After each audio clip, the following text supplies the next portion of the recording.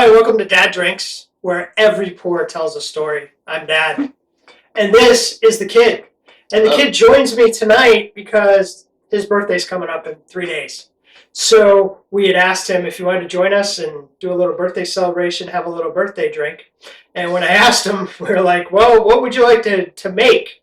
Because he usually drinks, ranch waters with Mrs. Dad Drinks.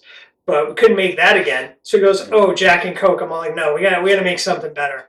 So we actually went online and went to Speakeasy. I think it's Speakeasy Liquors. If you go and look on the website in the blog, I actually have a link to it. And they had a thing on YouTube where they made this drink called the Coke Old Fashioned. So that's what we're going to make. So you need a mixing glass.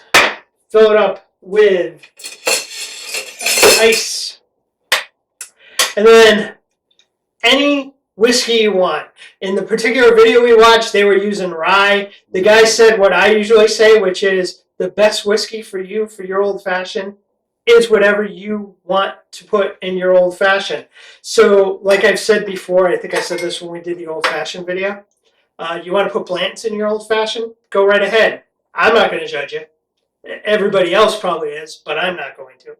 So for one drink, it's going to be 2 ounces of whiskey, rye, bourbon, whatever you want. We're making 2, so that's going to be 4 ounces, 2 shots there. Now, the next thing you put in is you actually put in a 1/4 ounce of Coke syrup. And we made our own Coke syrup the other night.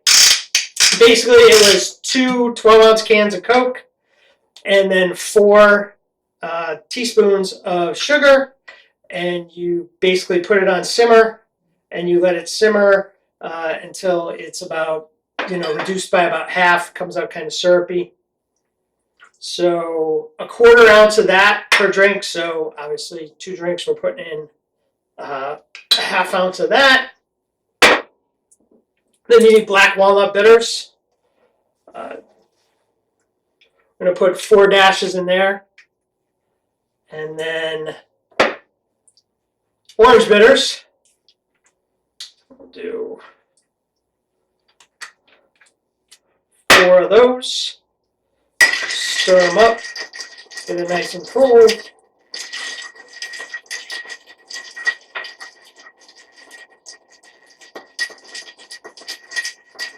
And that should work well. And then strain it out into your glasses. Now there's kind of like a trick to doing this. Basically, you do about half into one, half into the other, and then you just keep going back and forth until you've kind of emptied out everything, and they're both kind of equal. And this one's actually probably going to need to be a little bit more because it's a little bit narrower, so, Looks pretty good. There we go. That's cool. All right. So, kid, Okay. happy birthday. Thank you very much. Cheers. Cheers. Cheers, everyone. Oh, that's pretty good. So that's, a typical old-fashioned, because basically an old-fashioned is just whiskey, sugar, so you're using the syrup for sugar and then bitters. So our story tonight, because as we all know, every pour tells a story, is we're going to do a top 10 list of the 10 bar faux pas. Mm-hmm. Things you do not want to do while you are in a bar ordering alcohol. The kid here actually graduated from Johnson & Wales with a degree in culinary, and during his time, he worked in a bunch of different restaurants. You bar backed? Mm-hmm. You bar backed, so he's been behind a bar. So he's going to, chime in, I'm sure, as we go through these things. So, from the home office in Savannah, Georgia, here is the top 10 list of bar faux pas. Take it away, kid. All right, so number 10, stuffing trash in your cup. So as a former barback who used to have to take the glasses and get them clean and bring them to the dishwasher, pulling stuff out of your cups that are full of liquid and whatever else you put on your napkins, disgusting.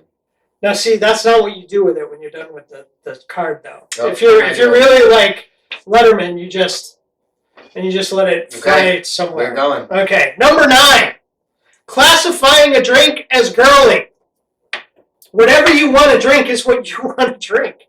If you think it tastes good, who cares what anyone else thinks it tastes like? Mhm. If you want to go out, and we're going to do this probably starting next year, I'm thinking. I'm going to do a whole bunch of 70s drinks. Some of those things were so cloyingly sweet, and not only that, but they had one called the Pink Squirrel, and it was pink. And who doesn't love a pink drink? Yeah. Come on. So if you want a pink drink that looks like Pepto-Bismol, hey, go right ahead. Nobody cares. If you can drink a pink drink at Starbucks, you can drink a pink drink wherever you want. There you go. So what would that be, number 8? That's number 8. Number 8, reaching over / behind the bar. That didn't go as high as I wanted it to. Don't reach over the bar. If you want a bartender to slap you, potentially, reach over the bar. Otherwise, don't do it. Now, honestly, I got to tell you, I'm guilty of this.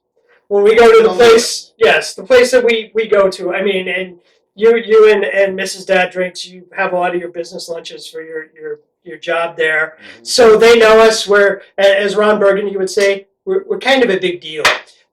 So I think I get away with things that other people wouldn't. But sometimes I don't go behind the bar, but I've reached over the bar to grab like a cocktail napkin or get a straw or something like that. The one time I did go behind the bar, the general manager actually invited me behind the bar because he wanted to show me one of the bottles of bourbon that they had.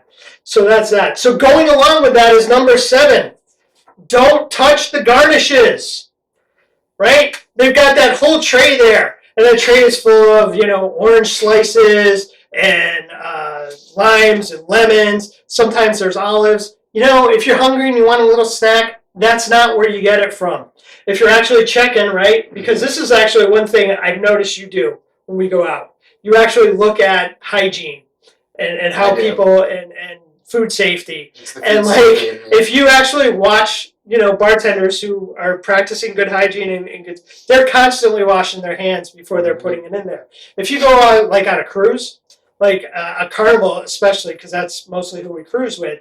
When you go on Carnival, they have the tongs. They don't ever reach into the garnish tray to grab anything. They grab tongs. And if it's something like an orange wheel, that needs to be split so it'll sit on the edge of the cup, they'll actually grab 2 tongs and hold it like this and put it there so that they're never touching your food. So you shouldn't be reaching into the garnish tray either. Please don't. Okay, now we're down to number 6. Yes. Right? 6. I might keep doing that the whole way through. So, if you want to do something nice for your bartender, tip them. Don't say, let me buy you a shot. In a lot of states, that's actually illegal. Yes. One, that is very true. And the other one is that bartenders don't just want to drink constantly while they're working. So the nice thing to do is instead of trying to do that, just add it to the tip. Just give them $5, $10 more on a tip. If you want to treat them the right way, give them money. I know there's a place, and I don't know how that works, but that's fine. I'm pretty sure it's here in town. We're actually on the menu. You know what I'm thinking? It might be one of the trailer park places, either Trailer Park or Hitch. I think you can buy the kitchen. Yeah, on the menu it says buy the kitchen around. And my guess is you're really not buying the kitchen around, because if 15 people decide that night to buy the kitchen around, that's a lot of rounds for them to be drinking after work. And what I'm thinking is they just throw that money and it goes into a pot, and then at the end of the night they just all split it like it's a tip. That's my guess. All right, so we are now down to the top 5. And number 5 is don't snap, yell, or whistle to the bartender to get their attention. Because it's busy in there and it's loud and they're not paying. They're doing the best they can and they're trying to get to everybody, and they probably, they're really good at their jobs. So in their head, they've got an order. They know who was there first, who was there second, who comes up next, who needs to, refill, get a new round or whatever. So they're making their way around the bar. And if it's in a really busy bar, right, you're going to have 2 or 3 bartenders. They each probably have some place that they can handle and some place that they can watch. All right. So, one's got one end of the bar, the other one's working the center, the other one's working the other end. So if you're whistling, first of all, that's just going to annoy them, I imagine. And secondly, it's probably going to put you at the bottom of the list. And probably annoy everybody else at the bar as well. So to add on to that, after you flag them down, which like we just said, don't do that. But after you have, don't look at them and go, I actually don't really know what I want. So number 4 is not knowing what to order after you flag someone down. Know what you want to order, especially if you flag somebody down. You're at a bar. It's not rocket science. Wow. That was like a paper plane, kind of contest where you're trying to get as far as you can. I like that. I got them going that way, back to me, like a boomerang, and forward. So going along with not knowing what you want to order, number 3 is do not look at them and go, oh, I don't know, surprise me. Surprising you isn't going to work. They don't know what you like. Surprise, you get a glass of water. Because that's safe, right? Yep. I mean, they don't know. Do you like fruity drinks? Do you like an old-fashioned, which is more spirit-forward? Do you absolutely hate tequila, and then they bring you a ranch water? Oh, yeah. Right? So, or, I know a lot of people who are just not scotch drinkers. They hate scotch. So you go surprise me, and all of a sudden, the bartender gets back there and starts putting some stuff together, and part of what they put together for you has scotch in it. And you take it and you go, oh, this is awful. And now you've got a bad impression of the bar because you didn't know what you want, because you were like, oh, just make something up for me. If you do that and you're in a good bar, they're going to ask you. They're not just going to surprise you. They're going to say, well, what do you like? Mm-hmm. But really, you don't want to do that. So moving on to number 2. A lot of times when you go to a bar, you start a tab and one person in a friend's group starts a tab. They give you a credit card. At the end of that, pay with that one credit card. Don't go look at the bartender when they give you the bill and go, okay, we're going to split now. We all have Venmo. We all have Zelle. If you don't, welcome to 2024. You can figure it out. And split after the fact so that the bartender can complete the transaction and everybody can go on their way. And now, the number 1 bar faux pas is ordering a complicated drink when it's busy. You do not want to walk into a bar on a Saturday night at 9 o'clock. The bartender is working 3 deep at the bar, and you decide that the classic one that if you read articles on this, they will tell you is, don't go and then say, oh, I want a Ramos Gin Fizz. For those of you who do not know what a Ramos Gin Fizz is, the main ingredient in it and the main thing that makes it fizzy and everything else is egg whites.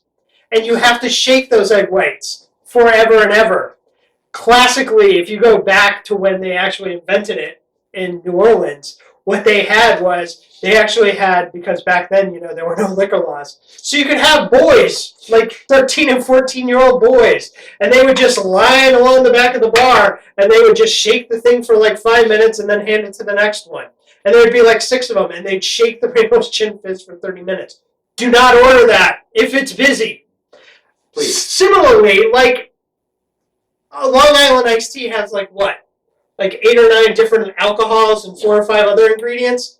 And if it's not already pre-mixed behind the bar, if you're not going to someplace like here in town, we have a Fat Tuesdays, which you find all over the Caribbean, or a Senor Frogs, where it's all mixed up because it's already in the slushy machine. If it's not already mixed up, now you're asking some bartender who's got 60 other people he's got to deal with. Not to mention, if it's a bar that has seating with waitresses and they're bringing in drink orders, he's got to deal with all of that, or she's got to deal with all of that, and now you're asking for this order that is going to take him 5 or 6 minutes to make. So make it something simple. To go along with that, complicated drinks, don't go and order them in a dive bar either, because they're probably not going to have the ingredients you need. No. If you go into a dive bar that's basically got these kind of glasses behind the bar and beer, that's what you're stuck with. You're going to get like a Jack and Coke. You're going to get a Jim Beam and Coke. You're going to get a vodka tonic or a gin and tonic or something like that. You're going to get something simple. So basically what it comes down to is read the room, know what you're getting into, and don't go in there ordering something that's just way beyond what you're possibly going to get. I mean, we went to a bar once down on the beach. I ordered an old-fashioned, and the guy's like, well, I don't really have bitters. And I just said, you know what? That's all optional. Just give me the bourbon. And I was fine with that. So read the Beggars room. can't be choosers. Yes. That's one of my favorites. So that's our story for tonight. That is the top 10 list. And don't be a jerk in the bar. Right. Don't do it.